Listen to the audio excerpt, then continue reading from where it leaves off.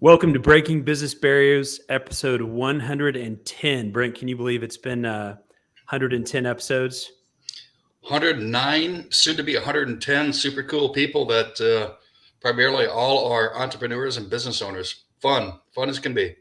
So I'm your co-host, Jared Ty here. Brent is the host and founder of our podcast here, and we are really excited about our guest today, Matt Allbritton. Matt and I have been connected for probably a couple years now, and Matt recently sold his home, and he was nice enough to let me help him with that journey, and I enjoyed getting to know him better, and today we're going to learn more about his business. Cool. Looking forward to the story and a business that has just been born or is in the process of being born. And this is really exciting, isn't it, JT? When we get to hear about someone, opening the doors to a new opportunity for themselves and in life, and it can be a little scary. So looking forward to hearing Matt's story. Absolutely. I know that for myself, when I left the 9 to 5 job that I had and, started taking a little more risks, probably one of the scariest things I've ever done, that first switch. But at the same time, it's so exciting. So I just love talking about stuff like this.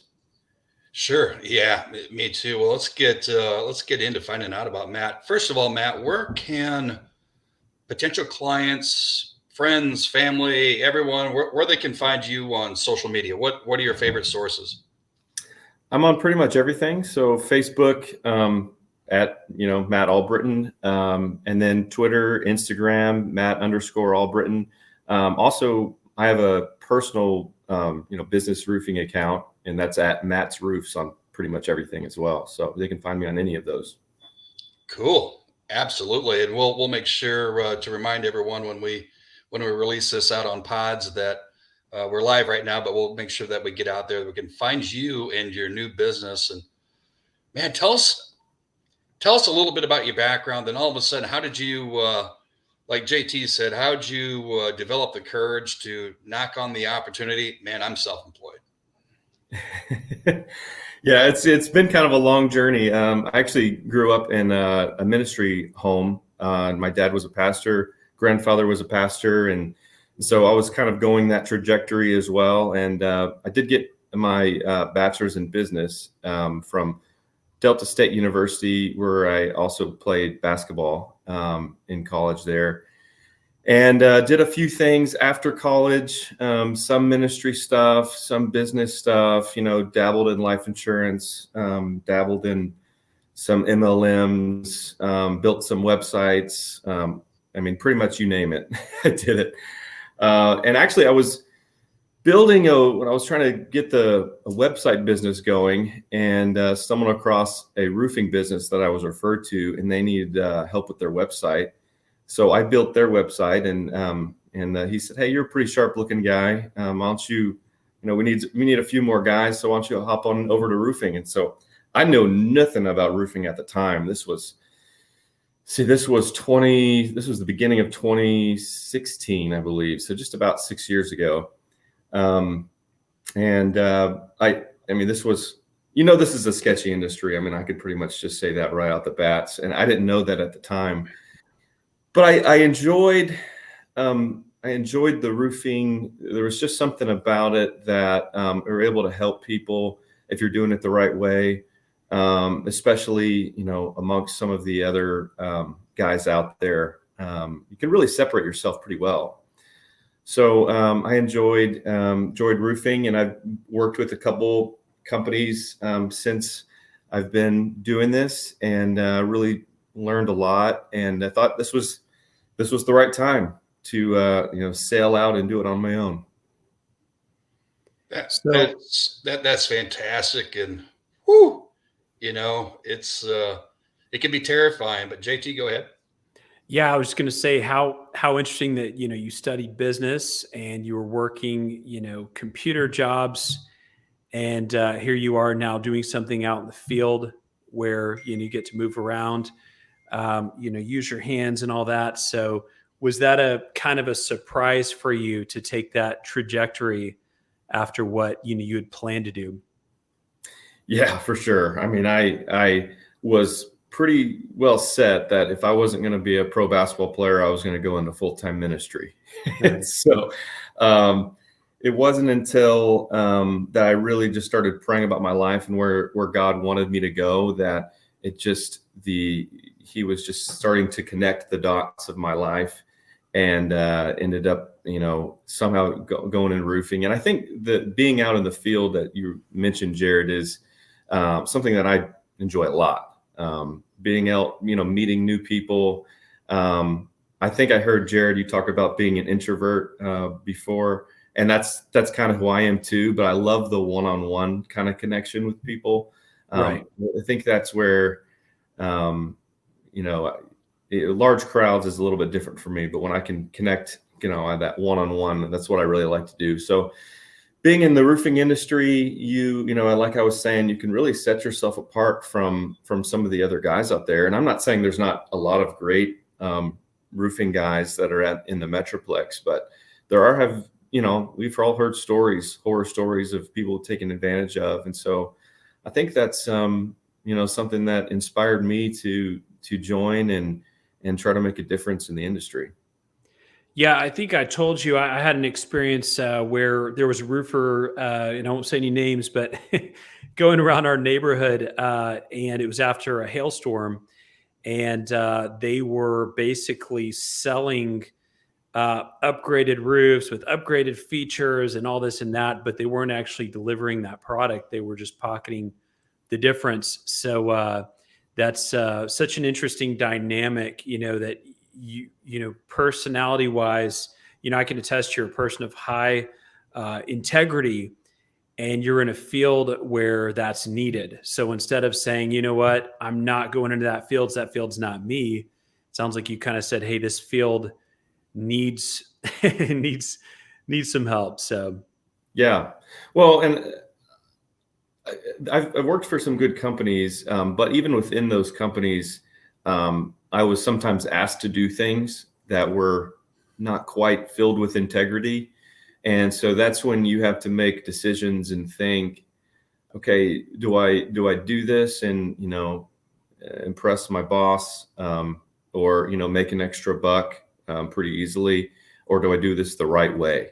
And sometimes it's, no one's going to know. It's real easy to go down that wrong path and no one will find out, no one will know. But being able to live with yourself, go home to your family and know that, you not only laid it all out there, but you did it the right way. That's everything. I love it. I love it. Brent, he's reminding me a little bit of a past guest that we're big fans of, between ministry background and roofing, none other than Kyle Draper, who, Matt, I think I connected you guys. If I haven't done that yet, I need to do that. Awesome guy who's an entrepreneur as well. So when you made that switch from, working for companies to, hey, I'm going to start a company, what did that feel like? Was that a scary time for you? Or I realize it's been very recent here. Yeah, no, I mean, it's always scary, I think, to do your own thing and leave some of that comfort and security. I actually had been thinking about it for 2 or 3 years, and wanted to just get a little bit more knowledge in a couple of different areas and make sure that that's really what where I was supposed to be going. But starting your own thing is tough. And actually, one of the things that was able to open it up a little bit for me was selling the house. I mean, thank you, Jared, by the way. By the way, Jared is an awesome realtor. We met with a couple, and Jared was the realtor. He didn't pay me anything to say that either. Here's that check, man. I'm just kidding. Yeah, he hasn't paid me anything yet. No, but Jared was really good, and we were, in a situation where selling made sense, but also just the way the market was, it did allow for us to finally take that step. And I think that's where we were going anyway, but just have a little bit of security certainly helped when we were able to do that. So, but Yeah, I don't want to ramble too much. I guess I'll Well, stop there. what an interesting twist, that selling your home in a super hot market, really helped, put you in a place to start a business. I've given people, similar advice. Like if somebody's, 20 years old and, they're like, hey, I want to get into, I want to be an entrepreneur, but I know it takes a long time. I've told people, I'm like, man, if you need to live at home, with mom and dad, or, do something drastic like that to really focus and to have the, financial help, to do that. I think it's an amazing idea. So I really like your branding. You've got some really cool branding. You're wearing the hat there, and what does that look like for a new business owner like yourself? To, hey, how am I going to get in front of people? How am I going to start marketing to get my name out? Branding is a really big deal in business in general, especially in industries where branding is, not really what most guys are going for. So one thing that was really important to me is making sure that not only did I have a logo that was professional, but that it stood out. It could be branded in a lot of different ways on a lot of different things over time and right away. And I wanted to make sure it looked like something that when people saw it, they thought, hey, that business looks like it's been around for a long time. And so, I'll show you some of the things on here.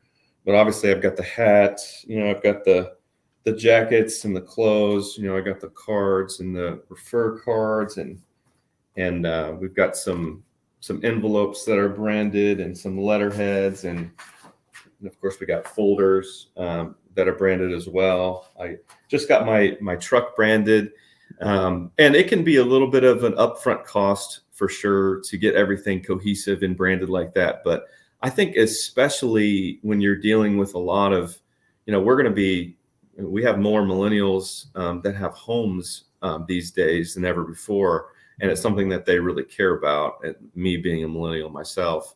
And so when they're having, hail, hit their roofs, they're going to be looking for companies that are branded well, that seem to have everything together. And so that was just an easy decision. As one of the first decisions that we made was we got to make sure this company looks professional and branded well.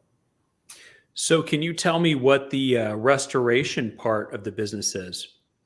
Yeah. So restoration for us is, we're living in a market that is a hotbed for some storms. You have, obviously we've got hail and strong winds, and sometimes we have tornadoes. And so people, unfortunately, they have their roofs beat up quite often. Certain areas you're looking at, every 3 to 4 years where you get a hailstorm.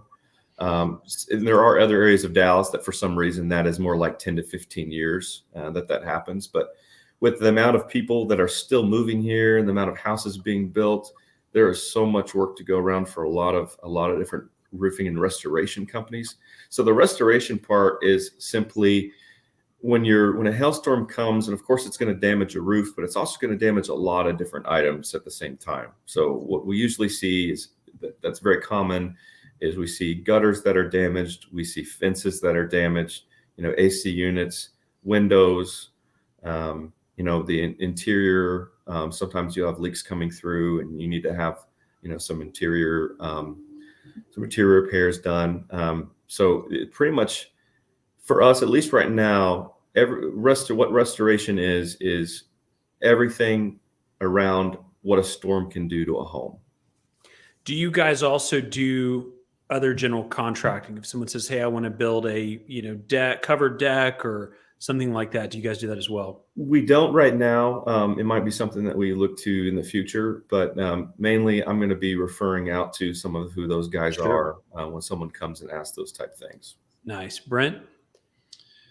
So Matt, you're at the early stage, and in the American way of employment today, You can walk into a grocery store, walk into a bank, maybe if it's open because of all the things that are going on with COVID. How are you going to source, or how have you begun sourcing some of the folks that are going to be helping you on this quest in terms of contractors, independents, or what have you? And I'm sure you put a lot of thought into this. Yeah, some of the contractors, that we're using, thankfully, a lot of these guys have worked for a lot of different companies before, and they're not hard to find. I'm not talking about, going to, there's certain locations around the Metroplex where you can just pick up some contractors, to use. And of course, those guys are looking for work, and no offense to them, but we want to make sure that our contractors are vetted. And so when you've been in the industry for a while, who these guys are, from roofers to the gutter guys, the guys that can do a fantastic job with painting or whatever it might be. Of course, COVID can present a challenge. I think for our industry, it's not going to be too much of a challenge that I've seen so far.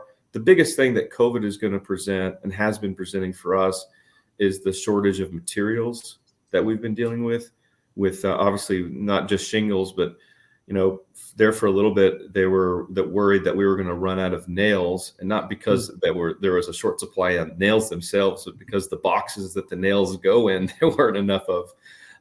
And so we dealt with that. Even now there's a shortage. There's certain colors on certain brands that you can't order. So having to navigate that can definitely present a challenge.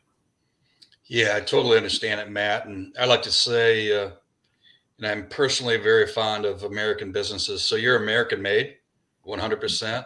Yeah, And absolutely. doing it the right way with the intent of making sure that you convey that to each and every client, small, big, medium, whatever the case might be. I find that heartwarming personally, because any business has its shady characters in it. I don't care what it is. It could be the business that I'm in, or Jared's in, or whatever, right? Sure. But man, when you find the good ones, I'll and I know JT does the same thing. I'll tell everybody, every friend, family member, that hey, you need to use XYZ for whatever issue that you may have. So I find that awesome. If you could give some advice, here you are, you've done some entrepreneurial type things, but if you could give some advice to someone, gosh darn it, I'm thinking about it, but I'm just nervous to make that step. You were there, right? I'm sure you were there. You were thinking about, how am I going to fund this opportunity, and you know that you're going to take a haircut initially at some point. You're definitely going to do that. Do you have one or two pieces of advice that you could share with our listeners that they're thinking about it?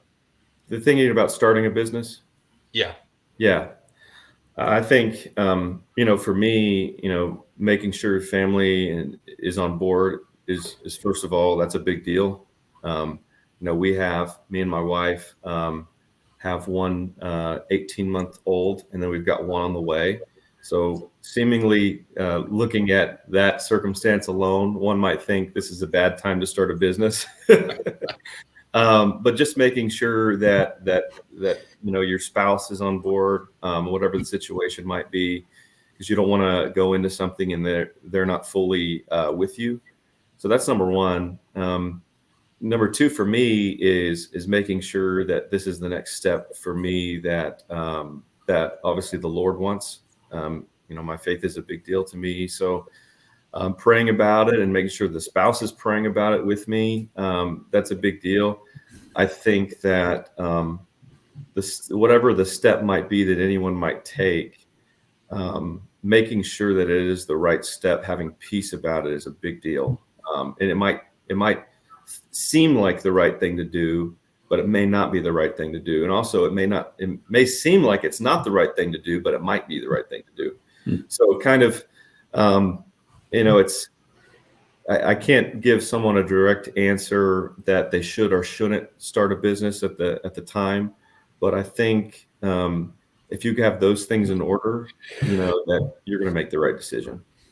Absolutely. And you mentioned something that Jared and I ask almost every single person that's ever been a guest on this show.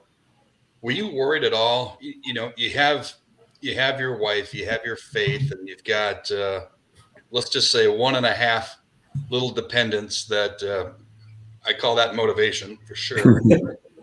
But were you worried at all? It's in the back of your mind, and I think, been there to a certain point of what some naysayers may come out and say, "What the heck are you doing? You're going into the what business?" Were you worried about that? And I'm sure there was some probably out there offering their free advice. Yeah. Well, if you've done as many things as I have, I'm sure there's people out there thinking, well, here's another thing that Matt's doing. So that's out there, I'm sure, mainly from people that I've known a long time. From people I've met in the last few years, I think there's been a lot of support that have been there. I'm sure there's some former employees that are thinking that, or fellow coworkers of mine that might think, wow, he's actually doing it. There he goes, and that's fine. You're gonna have that. The main thing is do I believe that I can contribute to this industry in a meaningful way with integrity? And one of the first decisions that me and my wife made was, if we do this, we don't have to be the #1 roofing company in Texas in a year. And that's not a shot at people that are all about the grind or anything like that. But can I make time to still see my family? In other words, can I do what it takes to be successful by myself in this business and still make time to see my family? And that was probably when I realized that I could do that. That's when, it was like, aha, we can do this. So Cool. As long as every customer considers you #1, whether it's 100 customers or 1 million, right? That's what you're saying. You're number absolutely, one for your client. absolutely. And when I have a referral, obviously, you guys know that a referral is the best kind of introduction to a person, and that you have a very close to 100% chance of landing business from referral. So you get a referral from someone, and you are their #1 roofer, and that's it. You're going to be a success if you can up those referrals. Matt, Brent and I talk to a lot of people who, they want to go out on their own. They want to start their own business, but they're just nervous to do it. Some things we'll hear sometimes is that, hey, I'm not outgoing enough. I'm too shy, or, hey, if I get in such and such business, man, I'm going to be competing with a bunch of snakes. So I think that's a really cool, lesson from you, that again, you're a person of high integrity. I wouldn't say shy, but you're very sincere. What I'm saying? That you're the exact opposite of like what people would associate with a used car salesman. Nothing against used car salesmen, but what a cool, example, you're providing for those people who may have a similar personality type, and may have similar morals, and want to go into an industry where they may be afraid that they, couldn't compete. Yeah, absolutely. I have a few friends that are in roofing, and I know 3 or 4 that went on their own, and many are. Yeah, honestly, we all have very different personalities, and some of them are workaholics, and some of that is in a good way, and some in a bad way. And my personality is, I'm going to work really hard for whatever's in front of me, but I'm going to work so hard that kind of like I said before, I'm going to have enough time for my faith, for my family. And one thing that inspired me when I was selling life insurance years ago was one of the guys in the office who was one of the senior reps. He was very successful, and he made this decision that he would be home by 2:00 every day. Wow. And when I joined the business, I thought that is impossible, but he did. He set his appointments from 8 to 2 every single day, and he was extremely successful, but still made time for his family, made time for some of the other things that mattered in his life. And in this industry in some of the companies that I'd worked with before, you didn't really feel like there was an option for that if that's what you wanted. So I think going on my own also is I can work really hard, but I can really make a decision on how I want this schedule to look. I still have, certain ministry things that I'd like to do and tackle. Last May, I got my Master of Divinity. So I worked on that for like 6 years. I'm thinking about going and doing a doctorate. So being able to still do those things, is a big deal for me. And every other person that chooses to go in the business for themselves, they're going to have other reasons. But those were some of mine. I really like how you prioritize your family and your faith. I think it's really easy as especially a new person in the industry or a new business owner, I should say, to let those go along the wayside. To say, you know what, I want to be the next so and so, and they're way ahead of me. Therefore, I'm going to put all of my life into this. And what happens when you do that is you start you forget why you're doing it. A good career should fund a good life. Your life should not exist just for your career. And again, I think a lot of people lose sight of that. And something that I've reminded myself and others is I'm like, okay, I've got my professional life, I've got my family life. I may have goals that are, way higher or way further along than I am now. But my family life is just as important as, let's say, Jeff Bezos's family life. You know what I'm saying? No matter where you are on the spectrum, career wise, your personal life, how much you matter to your spouse, how much you matter to your kids is right up there with anyone else in the world. And I really like how you separate those two things. Yeah, I appreciate that. That's something that, obviously is important to me. And I hope that there's more people that would be willing to do that. When you're in sales, you hear obviously a lot about the grind and not quite enough about, how to spend, get the work done that you need to. And, not live paycheck to paycheck, but make sure there's still, there's enough in the bank, but there's enough quality time with the family too. 100%. We glorify busy. We love people to see how busy we are, when in reality, it's not the only thing that's important in life. So, Brent. Yeah, Matt, as we wrap up, I think every one of our listeners right now would give you a high five. Stepping out, it's I don't know if there's ever a right time. There isn't. The right time is when it's in your head and your heart. And you've made, I think, that decision with both, no doubt about it. You sought out who was important for the affirmation. And kudos to you. I can't wait to continue to see your company development. This will be fun. This is a fun ride. I'm a nerd about these things. You're American made and you deliver American made product, and service, and that just, it warms my heart. So congratulations, man. And here it is. And what are we in January?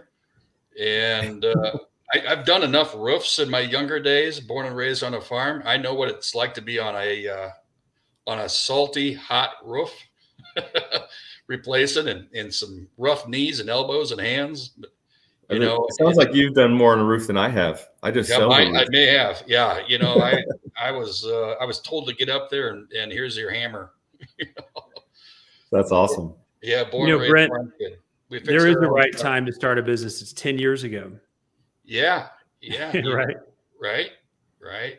But Matt, any last words again before we wrap up? Let us know and let our listeners know where they can find you. Any last words? I would just say I'll give one quick sales tip that I learned in my training from Sandler. If you guys know anything about Sandler, is in sales, one of the things that really did a lot for me was making sure I stay behind the pendulum. And essentially what that means is as the customer's excitement grows, you are actually slightly less excited than the customer is. So the customer goes, "Oh, this is incredible." Don't go, "Oh yeah, yeah, let's sign right here." No, you actually stay a little bit less than where they are. And that's actually a sales strategy that works well with my personality. So it comes very natural. So make sure you stay behind the pendulum. One of the things Sandler says is to protect the okayness of the customer. So in our industry, if the customer is saying, "Yeah, 4 years ago I had this done and this roofer really kind of screwed me over, and this happened and that happened," you don't say, "Man, you're in for it, because how did you not know that was going to happen?" Yep. Never say anything like that. Protect their okayness. Well, that could happen to anybody. It happened to me when I was doing this and that. So I would just leave that type of thing back for you guys. Now, what was the last thing you said, Brent? I'm sorry. Yep. Just remind everyone where they can find you and your business. Oh yeah. So if you go to onesourceroofs.com, one is actually spelled out ONE, onesourceroofs.com, you can find the business. And then you can also find, the actual One Source Roofs on Instagram, Twitter, and Facebook. And then, like I said before, you can find me on all those platforms as well, just by searching my name or by searching for my business account at Matt's Roofs. So you have a lot of options there. Matt, appreciate you coming on. I think you really nailed it. I think you raised the roof here. And despite what type of work you do, I don't think your business is up in the air. So I did my research here. We like a little humor on the podcast. So, but no, jokes aside, man, really appreciate you coming on. You're definitely someone who I strongly recommend and will refer to my sphere. And it's good professional recommendations are worth their weight in gold. So appreciate you being that. I appreciate that, Jared and Brent. It was great to be on here. Thanks for having me. And this is the first podcast I did for business, so this is pretty exciting for me as well. Cool. Well, we're happy to have you part of our family and our network, certainly. And great sales tip, by the way. That was awesome. I love that. That was a great share. Cool. Brent, I'll let you close it out as the host here. Matt, thanks again. JT, thanks for being part of hosting, co-hosting, all of that good stuff. We'll sign off. On behalf of Jared, this is Brent Duhane, your host of Breaking Business Barriers. We're wrapping up episode number 110. Thanks, and onward and upward. Cheers.